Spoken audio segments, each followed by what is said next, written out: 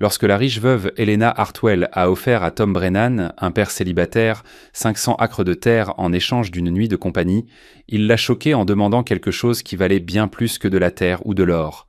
La lettre est arrivée un mardi matin alors que Tom Brennan était déjà en retard pour tout ce qui comptait.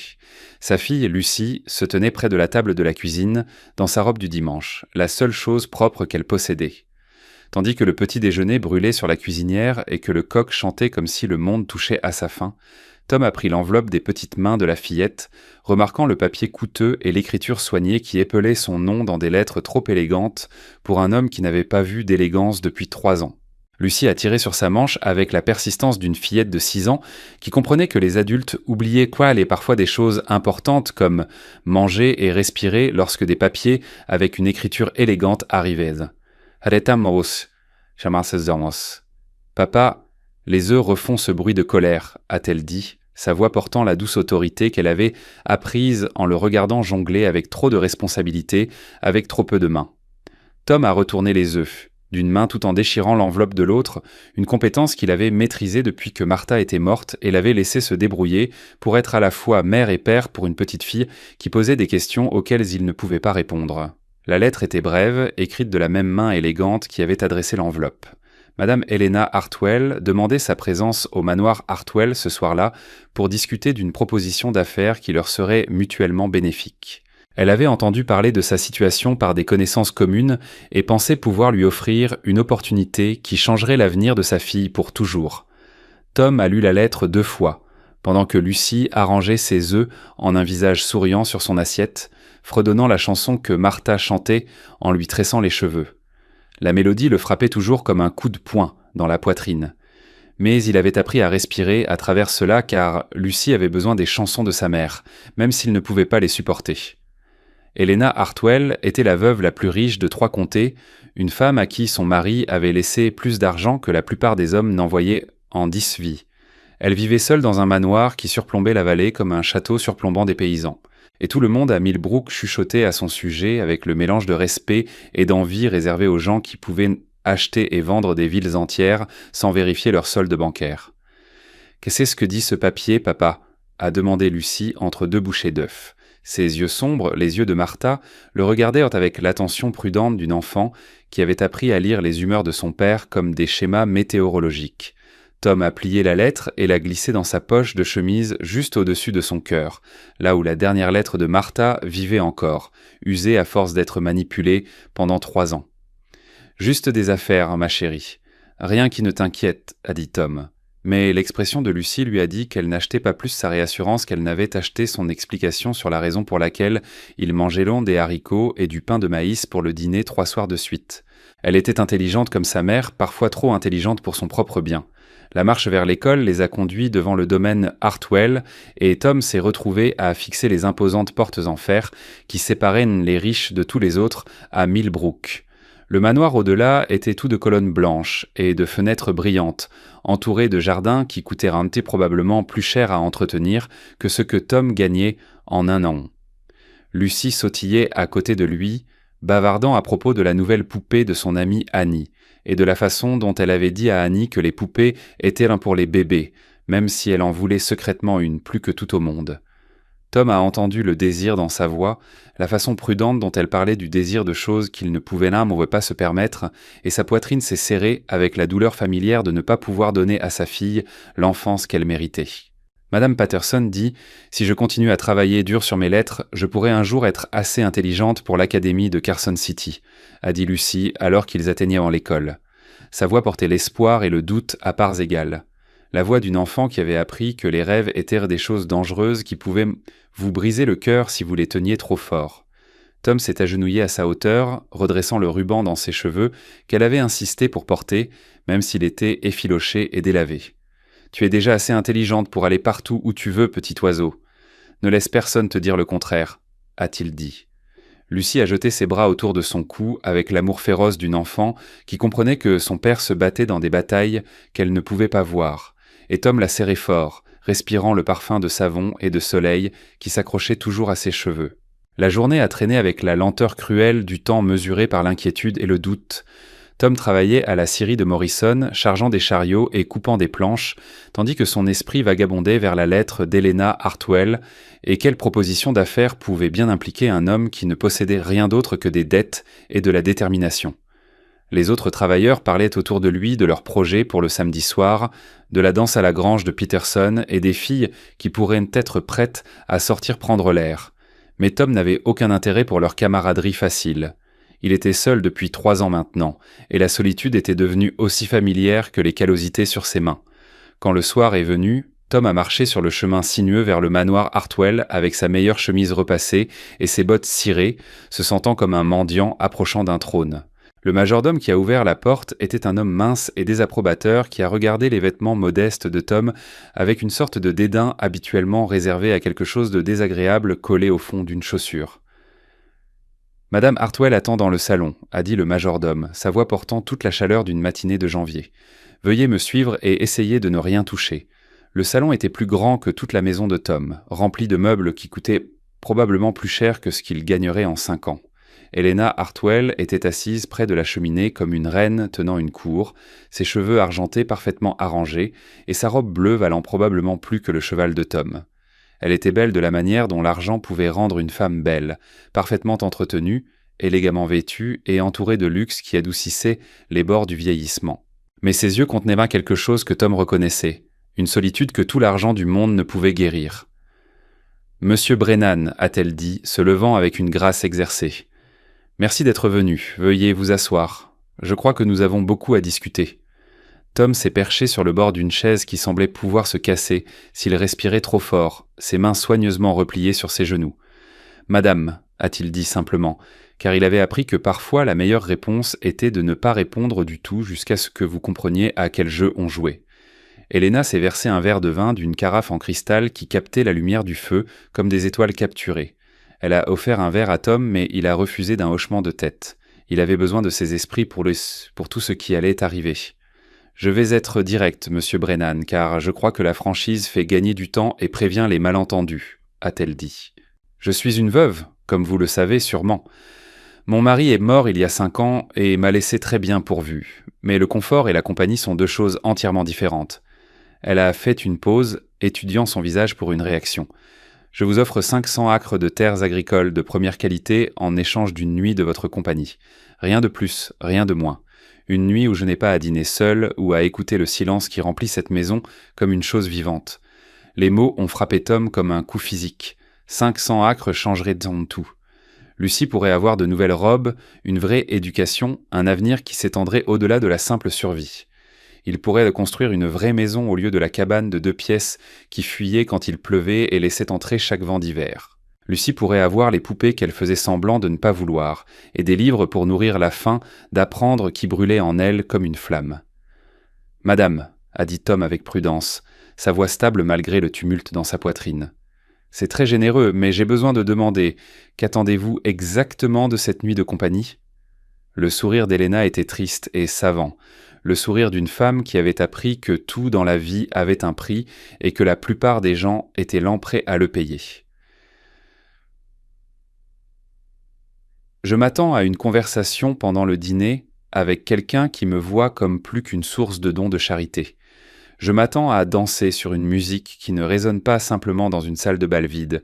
Je m'attends à me souvenir de ce que ça fait d'avoir quelqu'un qui dit bonne nuit et qui le pense. Sa voix portait le poids de 5 années d'isolement, 5 années passées entourées de domestiques payés pour être polis et de voisins qui ne rendaient en visite que lorsqu'ils avaient besoin de quelque chose.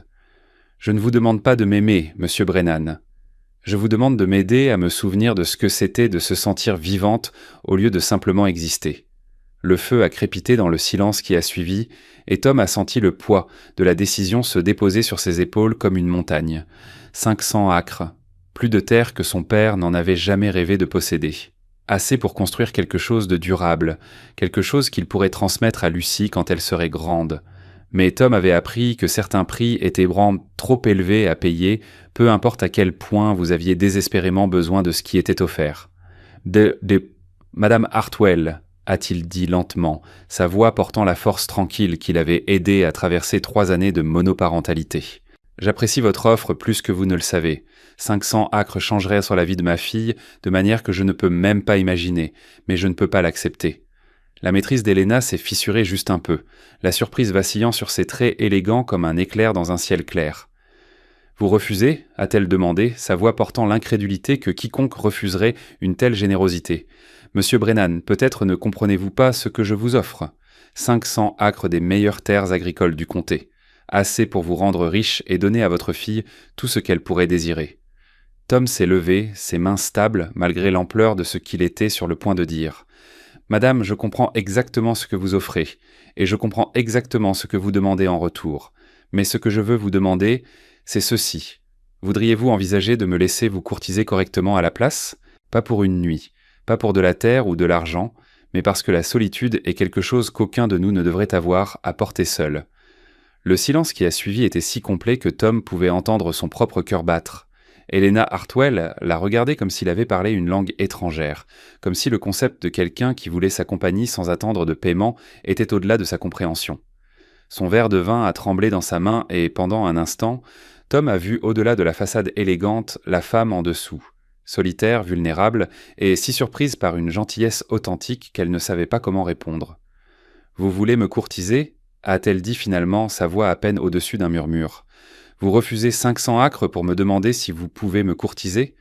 Tom a hoché la tête, ses yeux rencontrant les siens avec une honnêteté stable. « Oui, madame. » « C'est exactement ce que je demande, » a dit Tom, sa voix portant la conviction tranquille d'un homme qui avait appris que les décisions les plus importantes étaient souvent les plus difficiles à prendre. Helena a posé son verre de vin avec des doigts, tremblants, le cristal faisant un doux tintement contre la table de marbre, qui semblait résonner dans la vaste pièce comme une cloche sonnant la fin de quelque chose. Elle a marché jusqu'à la fenêtre qui donnait sur ces jardins parfaitement entretenus, sa silhouette encadrée contre la lumière mourante du soir, et Tom pouvait voir la ligne rigide de ses épaules, la façon prudente dont elle se tenait, comme si un faux pas pouvait briser toute la maîtrise qui lui restait. « Monsieur Brennan » a-t-elle dit sans se retourner, sa voix portant le contrôle prudent d'une femme qui avait passé des années à apprendre à cacher ses vrais sentiments derrière des couches de bienséance et d'attente sociale. « Je pense que vous ne comprenez pas la nature de mon offre. Il ne s'agit pas de romance ou de cour ou de l'un des jolis mots que les gens utilisent pour habiller la solitude. C'est un arrangement d'affaires, pur et simple. Je vous offre quelque chose dont vous avez besoin en échange de quelque chose dont j'ai besoin. C'est honnête, direct et bénéfique pour les deux parties. » Mais Tom a entendu le tremblement sous ces mots posés, la façon dont sa voix s'est légèrement cassée sur le mot « solitude », comme si elle avait révélé plus qu'elle n'avait l'intention de le faire. Tom s'est rapproché de la fenêtre, veillant à ne pas envahir son espace, mais assez près pour qu'elle puisse entendre la sincérité dans sa voix quand il a parlé. « Madame Hartwell, avec tout le respect que je vous dois, je pense que c'est vous qui ne comprenez pas, » a dit Tom.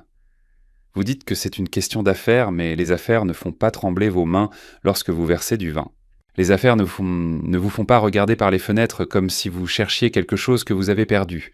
Vous ne m'offrez pas de la terre pour une nuit parce que vous avez besoin d'un partenaire d'affaires. Vous l'offrez parce que vous êtes si seul que cela vous ronge, et vous pensez qu'acheter de la compagnie est plus sûr que de risquer une vraie connexion. » Le reflet d'Helena dans la vitre de la fenêtre montrait une femme prise entre l'espoir et la terreur, entre la sécurité de son isolement et la possibilité dangereuse de laisser quelqu'un la voir telle qu'elle était vraiment. « Vous ne savez rien de ma vie, » a dit Helena. Mais sa voix manquait de conviction, comme si elle argumentait contre quelque chose qu'elle voulait désespérément croire. « Vous ne savez pas ce que c'est de se réveiller chaque matin dans une maison si silencieuse que vous pouvez entendre votre propre cœur battre. De manger des repas seul pendant que les domestiques planent sur les bords en faisant semblant de ne pas vous voir vous parler à vous-même juste pour entendre une voix humaine. Vous ne savez pas ce que c'est de voir les gens vous regarder et de ne voir que des signes de dollars, de vous demander si quelqu'un remarquerait si vous disparaissiez simplement un jour.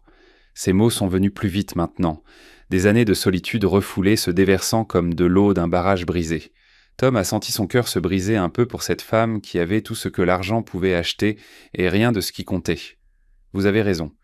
Je ne sais pas ce que c'est, mais je sais ce que c'est de perdre quelqu'un que vous aimez et de se sentir comme si vous vous noyiez dans le silence qu'ils ont laissé derrière eux. Je sais ce que c'est de se coucher tous les soirs en se demandant si vous agissez bien pour les gens qui dépendent de vous. Je sais ce que c'est d'être si fatigué de tout porter seul que certains jours vous pouvez à peine sortir du lit. Helena s'est alors tournée de la fenêtre, son masque soigneusement composé glissant pour révéler la vulnérabilité brute en dessous, et Tom a vu que ses yeux étaient brillants de larmes non versées. « Mon mari », a chuchoté Helena, sa voix se brisant légèrement sur les mots. « Frédéric était mon meilleur ami avant d'être mon mari. Nous parlions de tout, de livres, de politique, de rêves que nous avions pour l'avenir. Il me lisait tous les soirs après le dîner, et nous nous disputions à propos des personnages comme s'ils étaient de vraies personnes que nous connaissions. Après sa mort, j'ai continué à acheter des livres, à mettre 2 places à table par habitude. Les domestiques pensaient avant que je perdesse la tête, et peut-être que c'était le cas. Peut-être que je le suis toujours. Elle a ri, mais c'était un son dénué d'humour, le rire de quelqu'un qui avait appris que l'alternative au rire était de sangloter jusqu'à ne plus pouvoir respirer. Tom voulait la toucher, lui offrir le simple réconfort du contact humain, mais il a senti qu'Helena Hartwell était comme un animal sauvage qui avait été blessé tant de fois que la gentillesse ressemblait à un autre piège.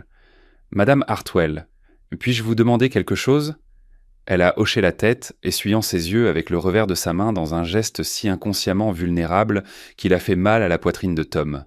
Quand est-ce que quelqu'un vous a demandé pour la dernière fois comment vous vous sentiez et a réellement attendu d'entendre la réponse ? Quand est-ce que quelqu'un vous a regardé et a vu Helena au lieu de l'argent de Madame Hartwell ? Helena a ouvert la bouche pour répondre, puis l'a refermée, son visage passant par la confusion, la douleur et quelque chose qui aurait pu être de l'espoir. « Je ne me souviens pas », a-t-elle admis finalement, les mots sortant si doucement que Tom a dû se forcer pour les entendre. Cela fait si longtemps que quelqu'un ne s'est pas soucié de mes pensées ou de mes sentiments au lieu de ce que je pouvais faire pour eux. Même ma propre famille. Ma sœur vient 2 fois par an et passe tout le temps à faire allusion aux entreprises de son mari et à la façon dont un petit investissement pourrait les aider à se développer. Mon neveu écrit des lettres demandant de l'argent pour financer ses dettes de jeu, promettant toujours que c'est la dernière fois. Tout le monde veut quelque chose, et je m'y suis tellement habitué que quand vous êtes entré ici ce soir, j'ai juste supposé que vous seriez pareil.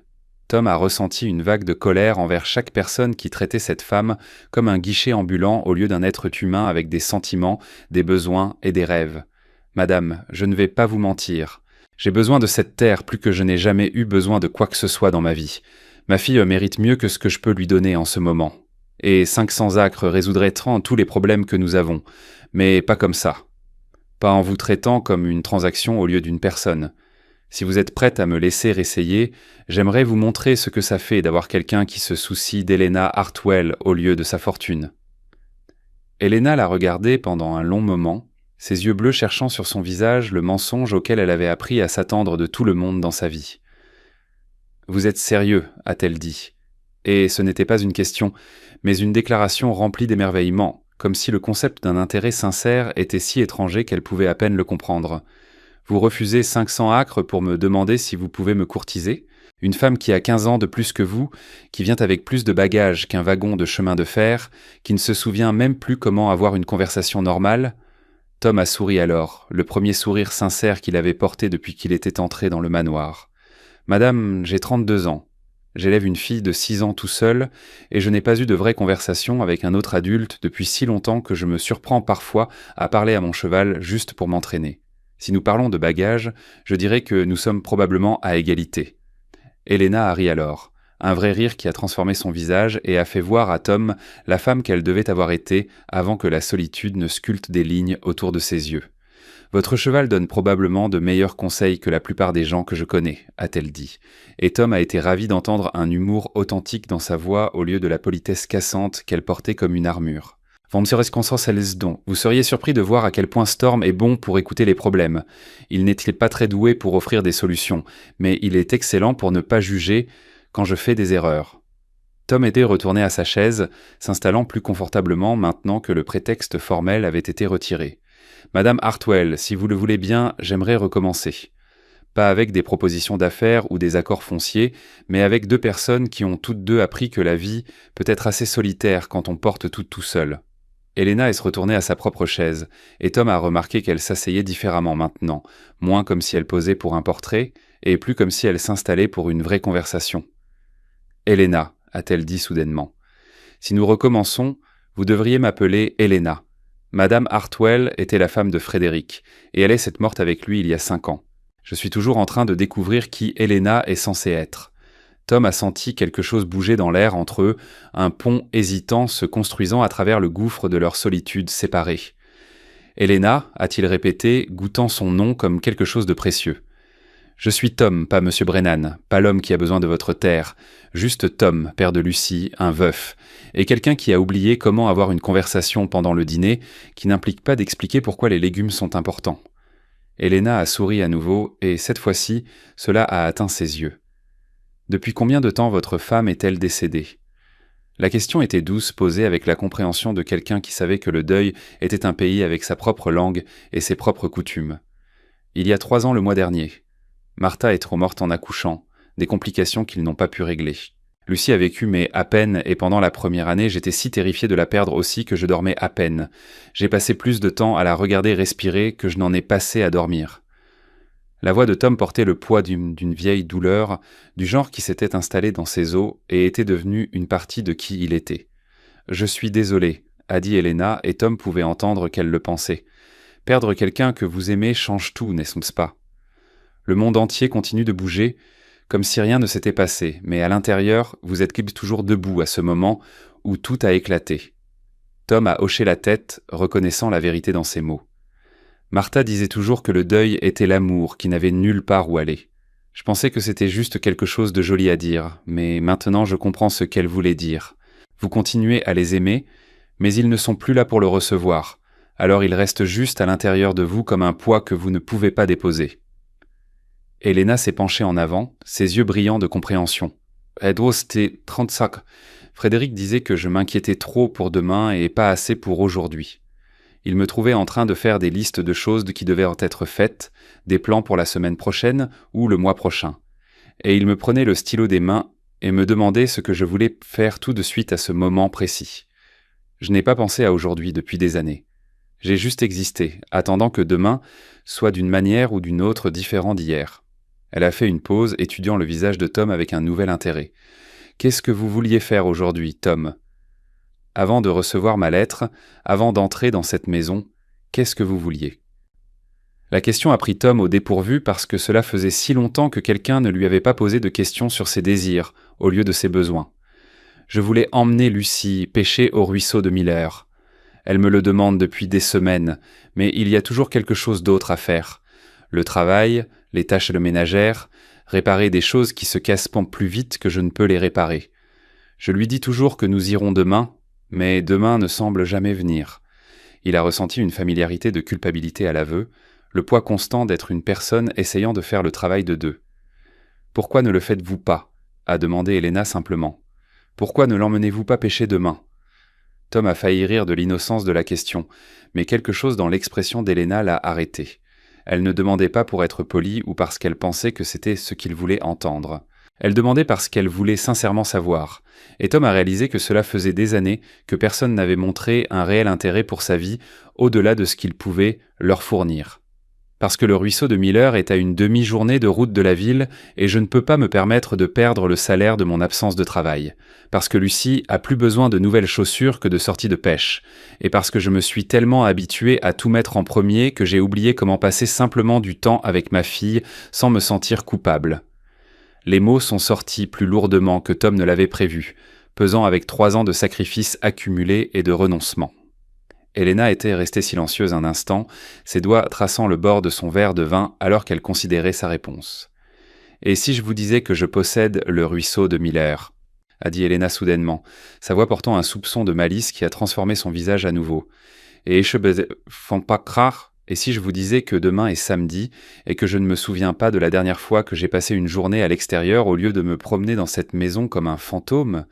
Et si je suggérais que peut-être nous pourrions tous utiliser une journée de pêche et nous souvenir de ce que ça fait de vouloir quelque chose de simple juste parce que ça nous rend heureux ? » Tom l'a regardé, certain d'avoir mal entendu. « Madame Elena, vous suggérez que vous veniez pêcher avec Lucie et moi ? » « Pourquoi pas ? » a demandé Elena, et Tom pouvait voir l'excitation monter dans ses yeux, la première vraie animation qu'il avait vue depuis qu'il l'avait rencontrée. « Vous voulez passer du temps avec votre fille ?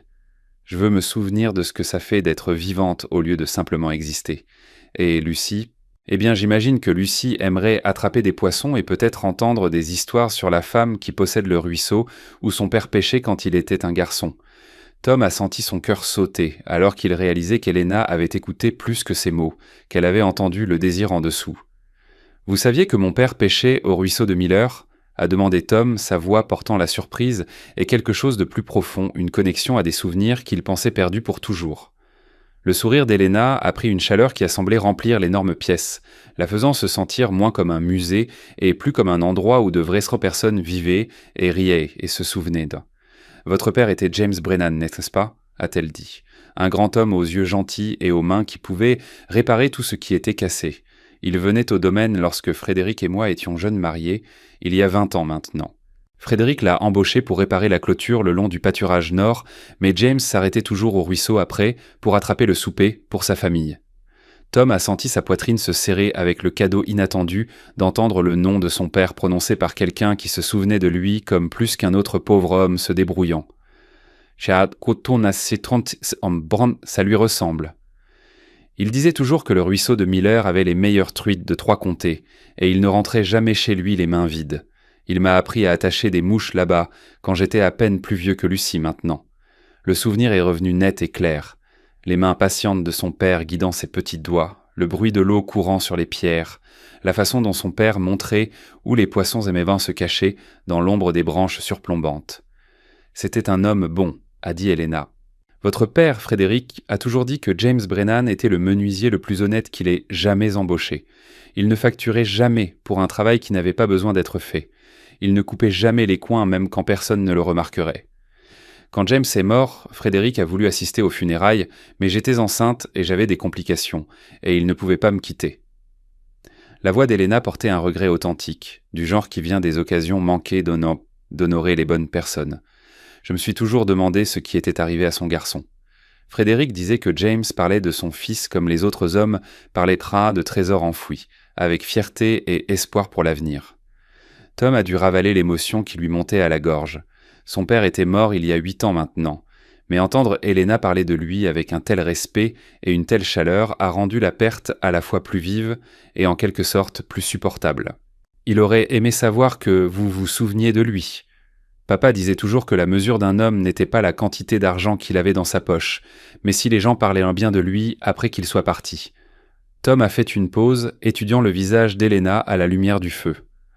Il m'aurait aussi dit d'arrêter d'être un imbécile et d'accepter votre invitation à aller pêcher, car une journée passée au bord de l'eau avec de la bonne compagnie valait plus que tout l'argent du monde. Helena a ri, un son qui a semblé la surprendre par sa spontanéité. Votre père était un homme sage. C'est donc réglé.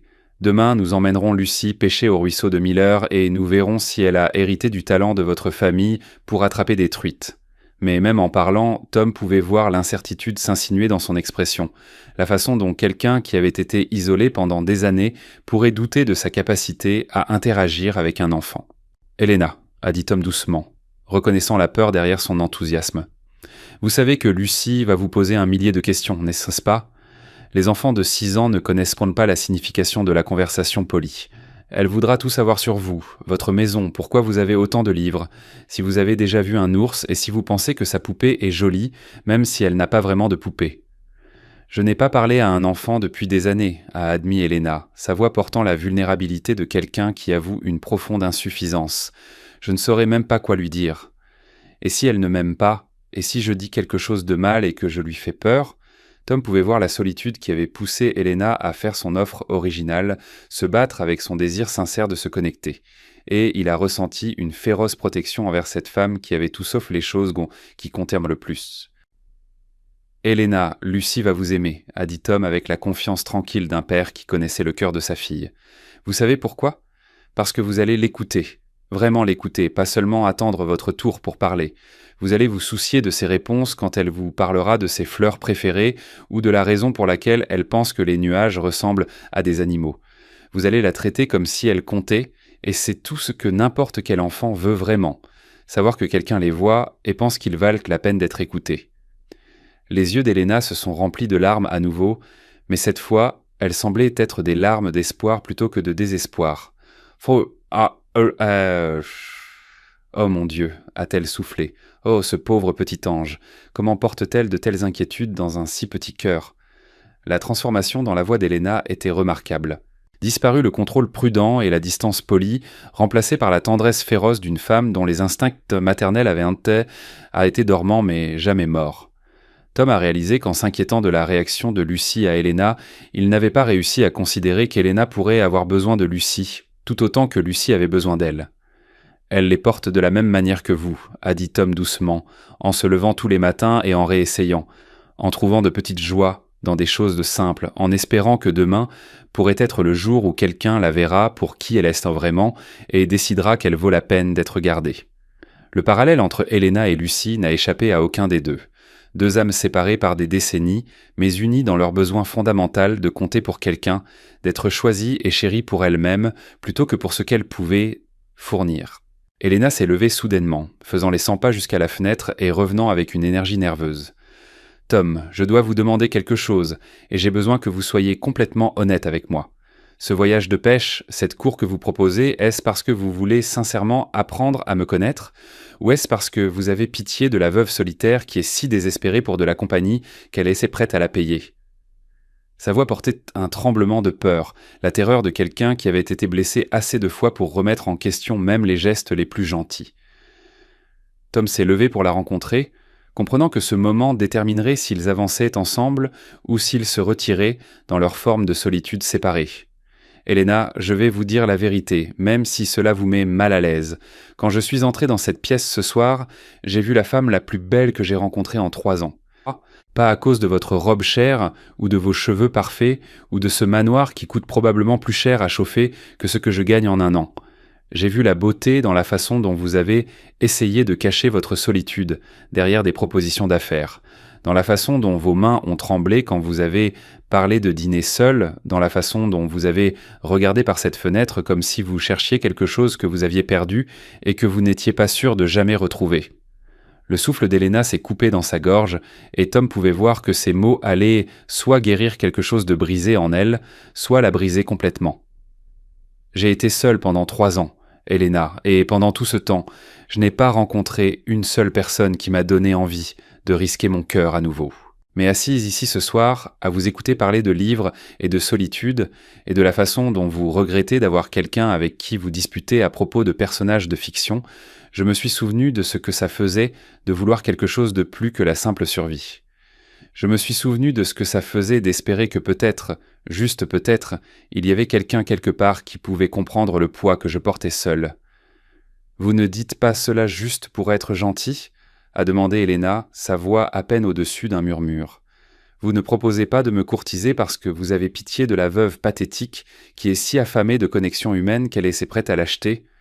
Tom s'est rapproché, assez près pour voir les larmes qu'elle essayait si fort de ne pas verser, assez près pour sentir la légère odeur de lavande qui s'accrochait à ses cheveux. « Helena Hartwell, a dit Tom, sa voix portant toute la sincérité qu'il possédait.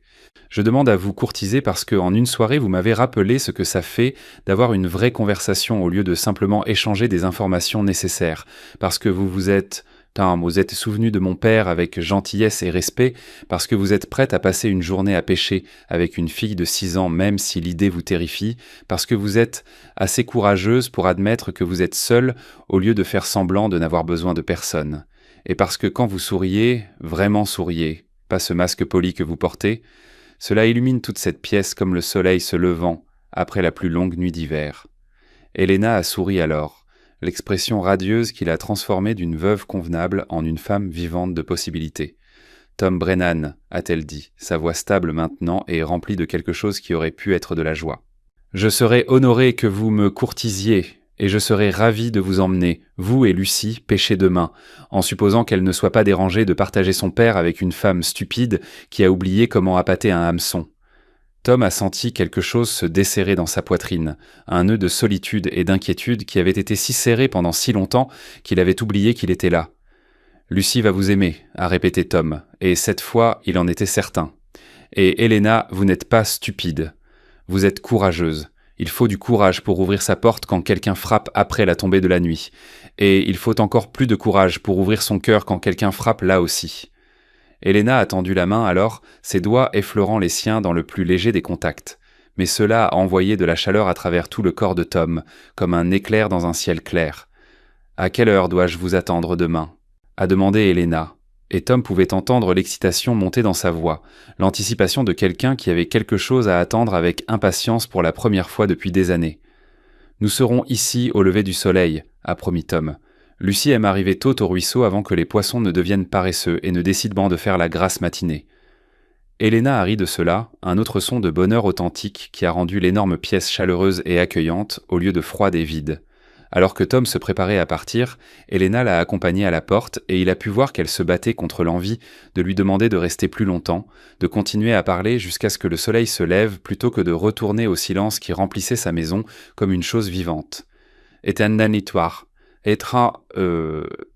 Helena », a dit Tom en tendant la main vers la poignée de la porte. « Non merci, pas seulement pour demain, mais pour ce soir, de m'avoir laissé voir qui vous êtes vraiment, au lieu de simplement la femme que tout le monde pense que vous devriez être. » Le sourire d'Helena était doux et authentique, l'expression de quelqu'un à qui on avait donné un cadeau inattendu.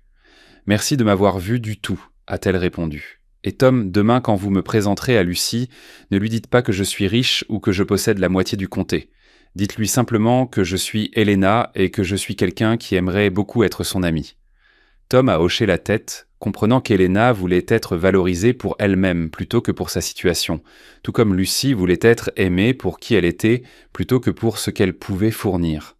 L'air du matin portait la promesse vive du printemps lorsque Tom et Lucie sont arrivés au manoir Hartwell, leur canneuse à pêche attachée sur le côté du cheval de Tom, et l'excitation de Lucie vibrant pratiquement à travers son petit corps comme de l'électricité, cherchant un endroit où se mettre à la terre.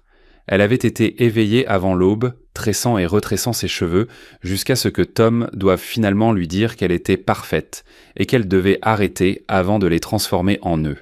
Lucie portait sa meilleure robe, la bleue avec de petites fleurs que Martha avait cousues à la main, et elle serrait un petit bouquet de fleurs sauvages qu'elle avait cueillies en chemin, déterminée à faire une bonne impression sur la mystérieuse dame qui possédait le ruisseau où papa pêchait quand il était un garçon.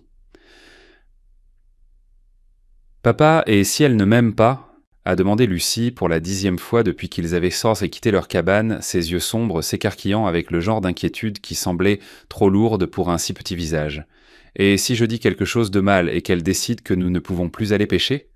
Tom a mis pied à terre et a soulevé Lucie du cheval, s'agenouillant à sa hauteur pour pouvoir la regarder directement dans les yeux qui contenaient en elle la chaleur de Martha et sa propre détermination obstinée à voir le meilleur chez les gens, même lorsque le monde leur avait donné de nombreuses raisons de s'attendre au pire. « Lucie, a-t-il dit, sa voix douce mais ferme, tu n'as pas à être autre chose que toi-même. Je te promets, tout va bien se passer. » Helena les attendait sur le large porche, une touche de couleur contre les colonnes blanches de sa maison.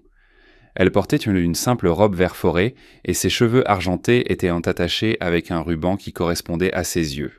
Elle avait l'air différente maintenant, moins comme une reine et plus comme une femme qui était nerveuse mais essayait de ne pas le montrer. « Tom, je dois avouer, a-t-elle dit alors qu'il s'approchait entre. J'ai cherché comment appâter un hameçon depuis que vous êtes parti hier soir. C'est une compétence que j'ai l'air d'avoir manqué dans mon éducation. » Tom a ri, le son chaleureux et authentique. « Ne vous inquiétez pas, je suis sûr que vous apprendrez vite. » Lucie, toujours serrant son bouquet de fleurs sauvages, s'est rapprochée du côté de Tom, jetant un coup d'œil à la femme de derrière sa jambe. « C'est vous, la dame qui possède le ruisseau ?» a-t-elle demandé d'une petite voix, ses yeux écarquillés par un mélange de respect et de timidité. Helena s'est agenouillée à la hauteur de Lucie, ses mouvements lents et prudents, comme si elle approchait un animal sauvage qu'elle ne voulait pas effrayer. « Oui, petite, c'est moi. Et vous devez être Lucie. Votre père m'a tant parlé de vous. Et vous avez des fleurs pour moi ? Comme c'est charmant. » Lucie a timidement tendu le bouquet, et Helena l'a accepté avec la révérence de quelqu'un qui reçoit un cadeau inestimable. Elle a enfoui son visage dans les fleurs, respirant leur parfum simple et terreux. « Elles sont belles, Lucie. Merci. » Le visage de Lucie s'est illuminé, un sourire radieux qui a fait gonfler le cœur de Tom d'amour et de soulagement.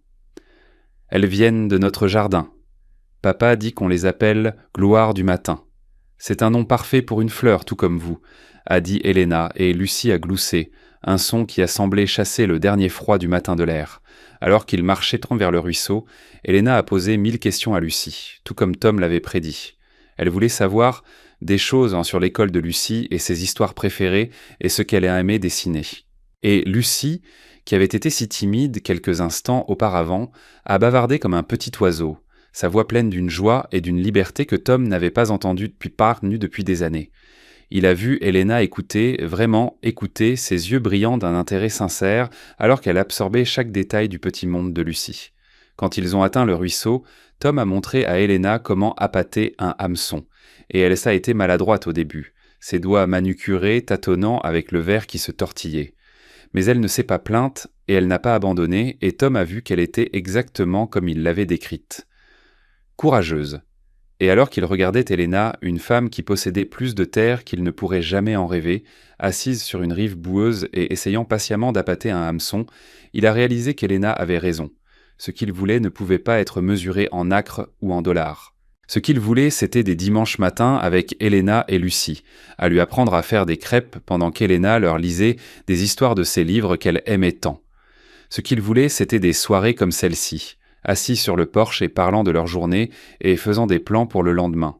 Ce qu'il voulait, c'était une vie à découvrir toutes les façons dont elle rendait leur petite famille complète. Le sourire d'Helena était radieux au clair de lune, l'expression d'une femme qui avait retrouvé son chemin après des années d'errance perdue. « Alors c'est ce que vous aurez », a promis Helena, scellant leur avenir d'un baiser qui avait le goût de l'éternité.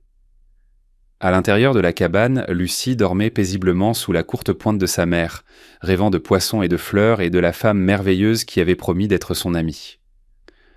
Dehors, deux cœurs qui avaient été brisés par la perte ont découvert que l'amour était bien la chose la plus précieuse au monde. Non pas parce qu'il pouvait être acheté ou vendu, mais parce qu'il choisissait de s'épanouir dans les endroits les plus inattendus, entre les personnes les plus improbables, créant des familles qui existaient non pas parce qu'elles le devaient, mais parce qu'elles le voulaient, parce qu'elles s'étaient choisies parmi toutes les possibilités du monde et avaient décidé qu'ensemble, c'était mieux que séparés.